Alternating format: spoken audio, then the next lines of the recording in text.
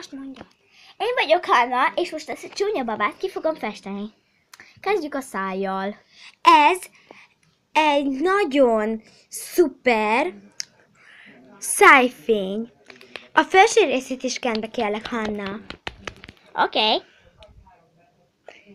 Hanna, te nagykorodban majd ilyen sminkes leszel, hogy ki fogja sminkelni az embereket? Mert úgy lehet, hogy nagyon jól csinálod.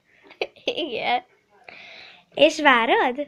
Várom, alig várom már, hogy nagy legyek. Miért te nem várod? De én manikűrösnél akarok lenni. Jó, kifestettük a száját, most kenjük be az arcát. De Hanna, Nem. ez krém. Nem krém, az És nem kened be, hogy legyen szép az arca. Először kend be, és utána rakd rá azt a szemfestéket. Oké. Hát, ezt fogjuk használni. Ezt fogjuk használni. Krém. Nagyon jó tesz az arcnak. Igen. És a babáknak is. Segítek neked. Oké. Mert itt az arcára is. Jézus Úristen! Eldült a baba, vészhelyzet! Au! Ah! Majd én megtartom, és majd bekennem, oké? Ne tartsam meg én inkább. Nem. De megfogom. De meg kenjed szépen, úgyhogy ne látszódjon a krém.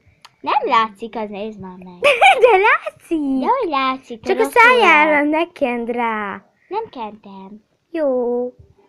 Várjál. Jaj, tiszta haj ez a baba. Mi legyen rajta? Szőr? Azt kéne. Jó, igen. jó lesz. Elkezdtük a rúzsát.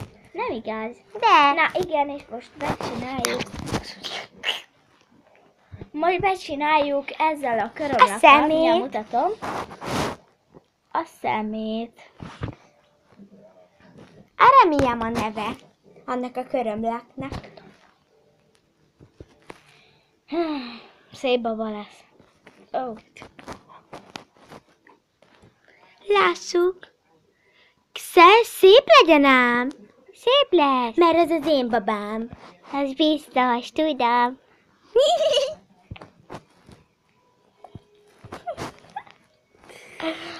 Ó, drága Hanna.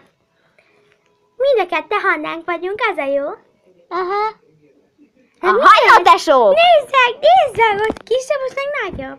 De most akartam befesteni. Hogy néz ez ki? Szépen, fiam.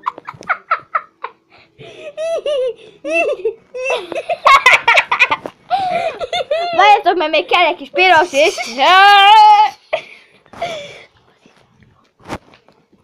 Na, várjatok. Igen, és a szemöldökét be kell festeni pirosra. Hanna, mit csinálsz? Tudod, most hívott egy barát. De tarts egy a babán! Üzenetet a barátom. Valami nagyon vicces. Várjatok, mert még elhiányzik róla valami. Ez micsoda? Egy véres baba. A száját meg kell húzni. Hát persze, szép lesz, szép lesz. Nagyon szép lesz. A száját is zöldre fest.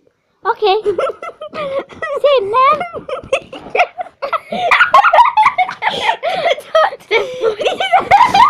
Mivel csak És ez a Fingó tesó.